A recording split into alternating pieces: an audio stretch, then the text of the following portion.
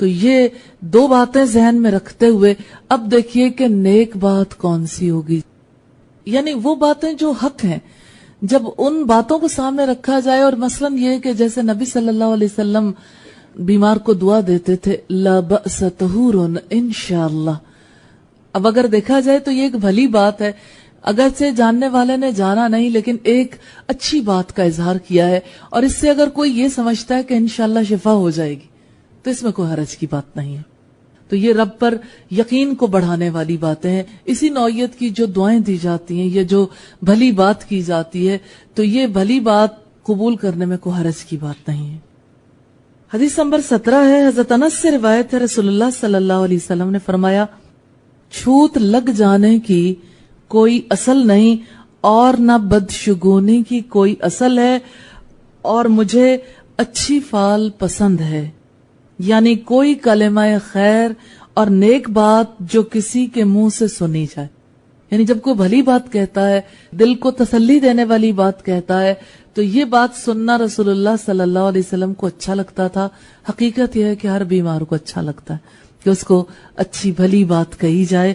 تو آپ صلی اللہ علیہ وسلم نے جس کو پسند کیا، ہم پر لازم ہے کہ ہم وہ بھلی باتیں ضرور کریں، اور بیماروں کے سامنے خاص طور پر بھلی بات ضرور کرنی چاہیے.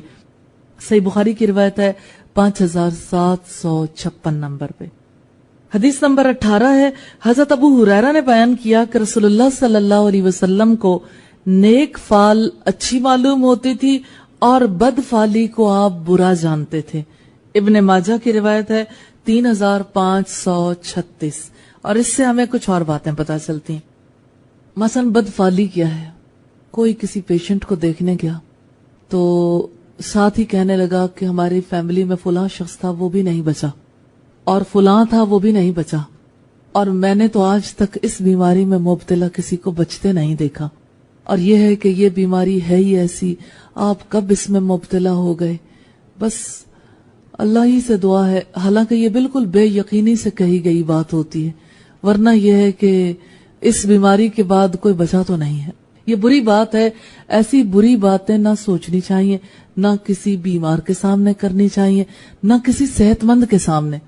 جیسے آپ یہ دیکھیے کہ ایک انسان جب رب کے راستے پہ آتا ہے نا، تو اس کو اگر کوئی بھلی بات کہی جائے تو اس کی وجہ سے اپریسیشن بھی ہوتی ہے اس کی، اور اسے تسلی ملتی ہے، اور اسے یوں لگتا ہے کہ میں نے واقعتاً بھلا راستہ اختیار کر لیا. لیکن اگر کوئی بری بات منہ سے نکالے گے تمہیں کیا ہو گیا، یہ کون سا راستہ اختیار کر لیا، اور کیا بنے گا، سارا زمانہ کسی اور طرف چل رہا ہے اور تم نے اچانک کیا فیصلہ کر، یہ بری باتیں ہیں. بری بات برے ذہن سے، بری زبان سے ہی نکلتی ہے، اس لیے نبی صلی اللہ علیہ وسلم اسے پسند نہیں کرتے تھے. اس سے مراد یہ ہے کہ خوشخبریاں دو، لوگوں سے بھلی بات کرو. حقیقت یہ ہے کہ بھلی بات کہنا صدقہ ہے. نبی صلی اللہ علیہ وسلم نے فرمایا کل معروف صدقۃ، ہر بھلی بات جو ہے نا یہ صدقہ ہے. تو انسان کو یہ صدقہ ضرور کرنا چاہیے کہ انسان کسی کو پش کرنے کے لیے، کسی کی تکلیف کو دور کرنے کے لیے کوئی بھلی بات کرتا ہے تو یہ صدقے کی بات ہے. ہمارے ہاں جب کسی کی بیمار پرسی کی جاتی ہے تو بیمار پرسی کے طریقے جو ہیں وہ نبوی نہیں ہیں. بیمار پرسی کا وہ طریقہ ہے کہ جس میں پیشنٹ کو بہت پریشان کیا جاتا ہے. جیسے آپ دیکھیں کہ جوائنٹ فیملی میں عام طور پر ایسا ہوتا ہے، اور ہاسٹلز میں بہت زیادہ ایسا ہوتا ہے. ایک فرد بیمار ہے، سارے لوگ ارد گرد کھڑے ہاتھ ملنا شروع کر دیتے ہیں.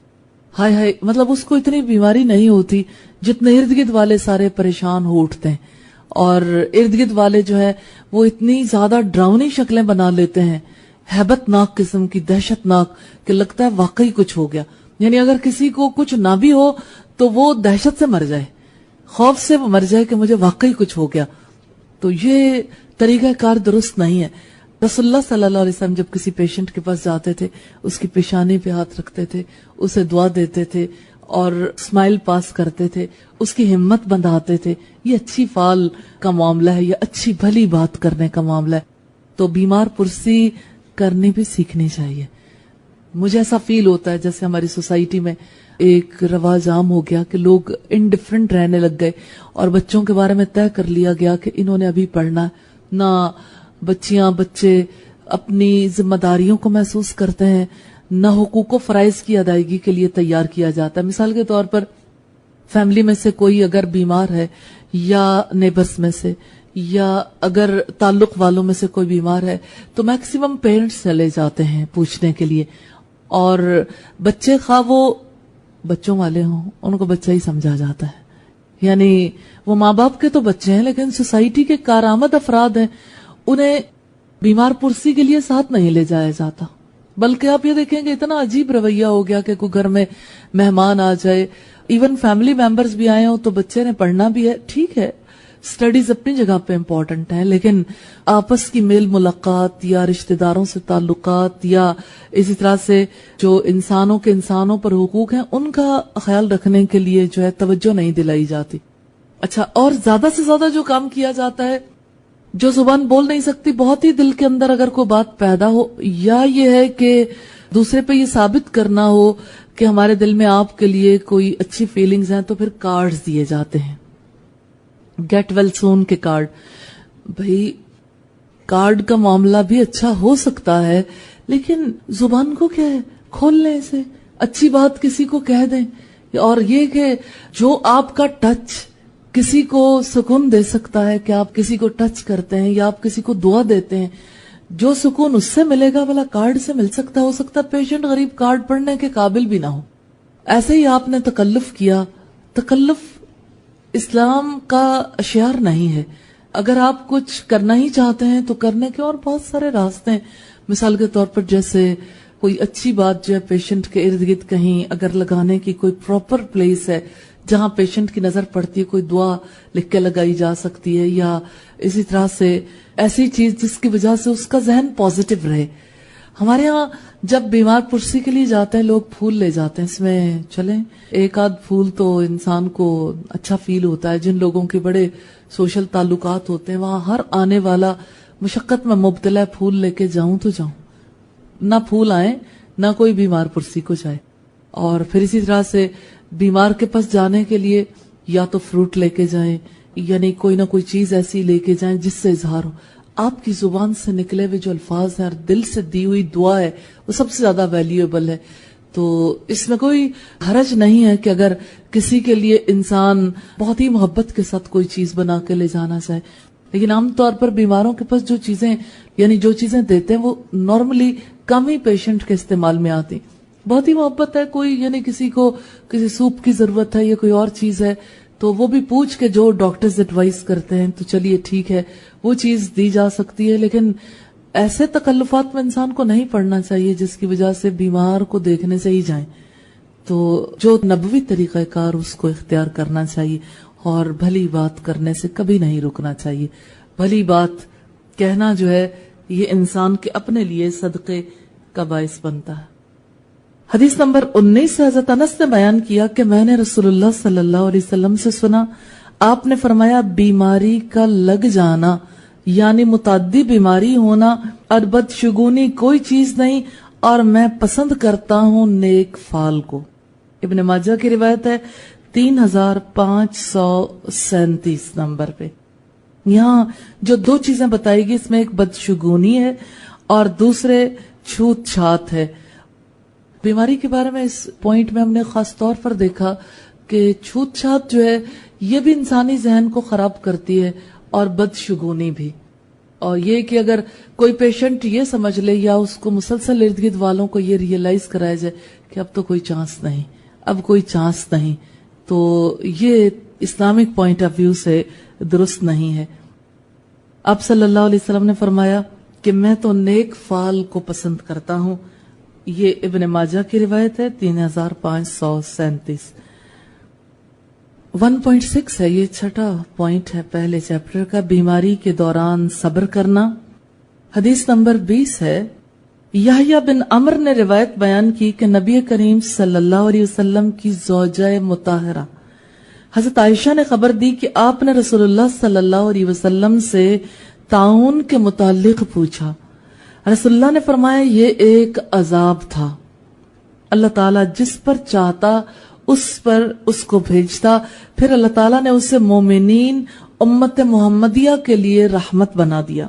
اب کوئی بھی اللہ کا بندہ اگر صبر کے ساتھ اس شہر میں ٹھہرا رہے جہاں طاعون پھوٹ پڑی ہو، اور یقین رکھتا ہو کہ جو کچھ اللہ نے اس کے لیے لکھ دیا ہے اس کے سوا کوئی اور اسے نقصان نہیں پہنچا سکتا، اور پھر طاعون میں اس کا انتقال ہو جائے تو اسے شہید جیسا ثواب ملے گا۔ حبان بن ہلال کے ساتھ اس حدیث کو نظر بن شمیل نے بھی روایت کیا ہے داؤد سے۔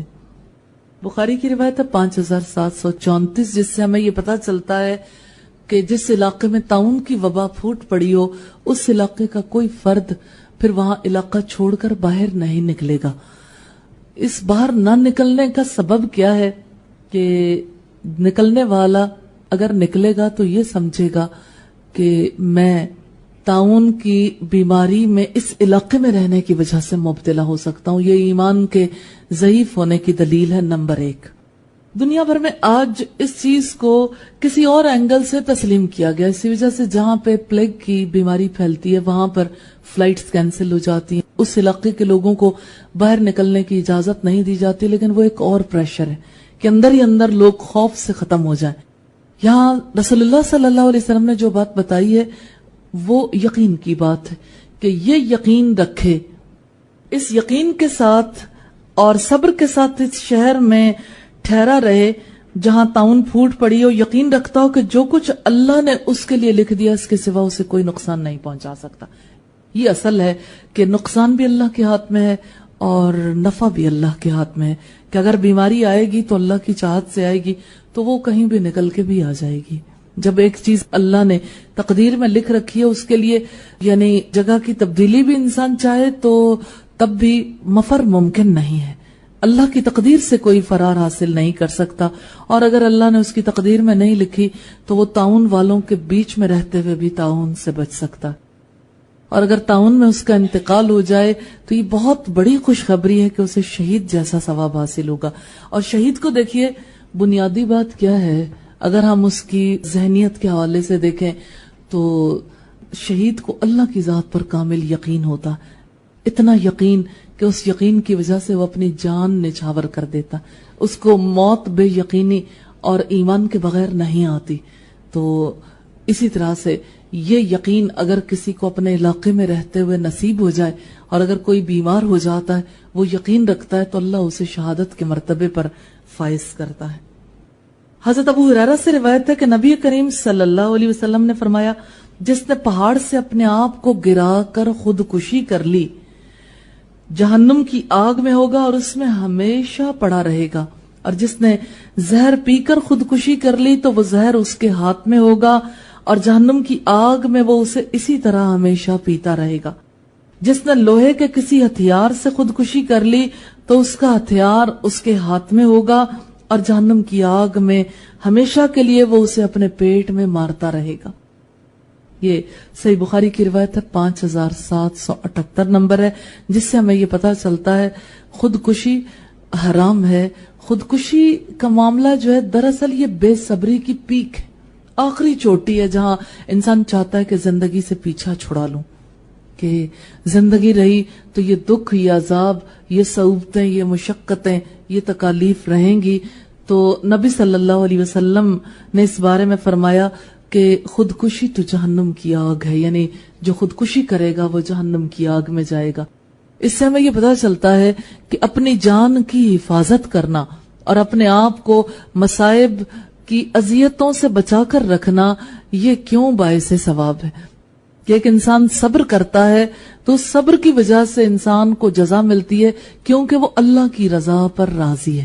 یہ بہت بڑا درجہ ہے جو کسی کو نصیب ہو جائے کہ انسان اللہ کی رضا پر راضی ہو جائے۔ تو یہاں پہ خودکشی کا ذریعہ خواہ کوئی بھی ہو، یعنی خواہ وہ خودکشی جو ہے کسی آلے سے ہو، ہتھیار سے ہو، زہر پی کے ہو، اوپر سے گرا کے ہو، بہرحال جس طریقے سے اس نے اپنے آپ کو ختم کیا ہے اسی طریقے کے ساتھ ہمیشہ جہنم کی آگ میں اس کو اذیت ملتی رہے گی۔ یعنی اسی طرح سے کوئی آلہ اگر کسی نے پیٹ میں چبھویا ہے، کوئی خنجر یا کوئی اور چیز ماری، تو وہ اسی طرح سے اپنے پیٹ میں مارتا رہے گا یا اسی طرح زہر پیتا رہے گا. یعنی ایک بار کی اذیت نہیں ہے یہ ہمیشہ ہمیشہ کی اذیت. انسانی جان کا اتنا زیادہ خیال ہے رب کو. حقیقت یہ کہ بے صبری جان لیوا ہے اور صبر کرنا جو ہے باعث اجر ہے. نبی صلی اللہ علیہ وسلم نے فرمایا مومن کا حال بھی کتنا عجیب ہے کہ اس پر اللہ کی نعمتیں ہوتی ہیں, ان نعمتوں پر اللہ کا شکر ادا کرتا ہے اور اجر پاتا ہے, اور اگر اس پر کوئی مصیبت آئے مصیبت پر صبر کرتا ہے اور اجر پاتا ہے. حقیقت یہ ہے کہ اللہ کا بہت بڑا وعدہ ہے صبر کرنے والوں سے. ان اللہ مع الصابرین, یقیناً اللہ صبر کرنے والوں کے ساتھ. بیماری میں صبر بہت بڑی بات ہے, کیونکہ بیماری میں ایک انسان اگر بے صبری میں مبتلا ہو جائے, جیسے بیماری میں بے صبری کا اظہار انسان کرتا ہے, بہت زیادہ ہائے ہائے کرنا یا رونا دھونا یا ارد گرد والوں کو پریشان کرنا. کچھ لوگ کوسنے دینے شروع ہو جاتے ہیں اور ارد گرد والوں کو ظالم کہنا شروع ہو جاتے ہیں, حتیٰ کہ بات یہاں تک پہنچتی کہ کچھ لوگ رب سے گلے کرنے شروع کر دیتے ہیں. تو یہ بے صبری جو ہے اللہ کے سب سے ناپسندیدہ کاموں میں سے ہے. تو بے صبری کے مقابلے میں صبر کرنا خود انسان کو فائدہ دیتا ہے, کیونکہ انسان کنٹرول میں رہتا ہے اور اس کی وجہ سے انسان کو اللہ سے اجر کی توقع ہوتی ہے. حضرت ابو ہریرہ سے مروی ہے کہ نبی صلی اللہ علیہ وسلم نے ارشاد فرمایا جو زہر پی لے گا تو وہی زہر قیامت والے دن اس شخص کے ہاتھ میں ہوگا اور وہ شخص دوزخ کی آگ میں اس کو ہمیشہ ہمیشہ پیا کرے گا. یہ روایت ابو داؤد کی ہے, 3873 نمبر ہے, جس سے ہمیں پتا چلتا ہے کہ بے صبری انسان کو خودکشی تک اور خودکشی ہمیشہ کی آگ تک اور ہمیشہ کے عذاب اور اذیت تک پہنچا دیتی ہے. اس وجہ سے صبر کرنا بہت زیادہ ضروری ہے, صبر کرنا مفید ہے. اللہ سے دعا ہے کہ اللہ تعالی ہم سب کو صبر کرنے والوں میں بنا لے اور ہمیں صبر کی تلقین کرنے والوں میں شامل فرما لے. بات کریں گے مکروہ دواؤں کے حوالے سے. یہ 1.7 نمبر ہے اور حدیث نمبر 23 ہے, پیج نمبر 18 ہے. حضرت ابو الدرداء سے مروی ہے رسول اللہ صلی اللہ علیہ وسلم نے فرمایا اللہ تعالیٰ نے مرض اور دوا دونوں نازل کیے اور ہر قسم کے مرض کے لیے دوا مقرر فرمائی, تو تم لوگ دوا استعمال کرو لیکن حرام شے سے دوا نہ کرو.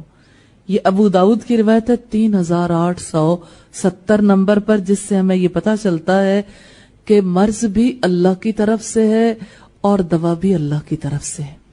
اب جب اللہ کی طرف سے کوئی چیز ہوگی تو اس میں خیر ہی کا پہلو ہوگا, اسی لیے اللہ تعالیٰ نے حرام چیزوں سے منع کیا ہے, کیونکہ اللہ نے حرام سے روکا ہے اور حلال کا حکم دیا ہے.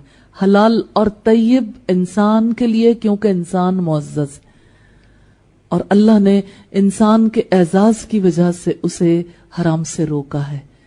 تو یہ انسانیت کی توہین ہے کہ انسان حرام چیزیں استعمال کرے, اسی لیے اللہ نے حرام ادویہ سے, حرام میڈیسن سے روکا ہے. حضرت ابو ہریرہ سے مروی ہے کہ نبی صلی اللہ علیہ وسلم نے خبیث دوا کے استعمال سے منع فرمایا ہے. یہ ابو داؤد کی روایت ہے 3872 نمبر پر. یہاں بھی اس سے بھی یہی مراد ہے کہ ہر وہ چیز جس میں حرام یا ایسی چیز استعمال کی گئی ہو جو انسان کو نقصان بھی پہنچاتی ہو. کچھ چیزیں ایسی ہوتی ہیں اس میں نفع بھی ہوتا ہے لیکن نقصان بھی, جیسے شراب اور جوئے کے بارے میں اللہ تعالیٰ نے فرمایا کہ اس میں نفع بھی ہے لیکن اس کا نقصان اس کے نفع سے بہت بڑا ہے. اس وجہ سے حرام کرنے میں جو حکمت اور مصلحت پوشیدہ ہے وہ یہ کہ جو چیز انسان کو نقصان دے اس کا نقصان بڑا ہے, اللہ نے اس سے روک دیا کہ یہ چیز استعمال نہیں کرنی. جیسے شراب ہے, شراب انسان کی عقل کو معطل کر دیتی ہے کچھ دیر کے لیے, اور آپ جانتے ہیں کہ شراب کی وجہ سے انسان کی باڈی پر کتنے برے اثرات مرتب ہوتے ہیں. اس لیے ایسی دوا تجویز نہیں کی جاتی اللہ کی طرف سے, نہ ہی اس کی اجازت ہے جو خبیث پر مشتمل ہو. حضرت عبد الرحمن بن عثمان سے مروی ہے کہ نبی صلی اللہ علیہ وسلم سے ایک حکیم نے مینڈک کو دوا میں ڈالنے کے لیے دریافت فرمایا تو آپ نے مینڈک کو مارنے سے منع فرمایا. یہ روایت ابو داؤد کی 3871 نمبر پر ہے.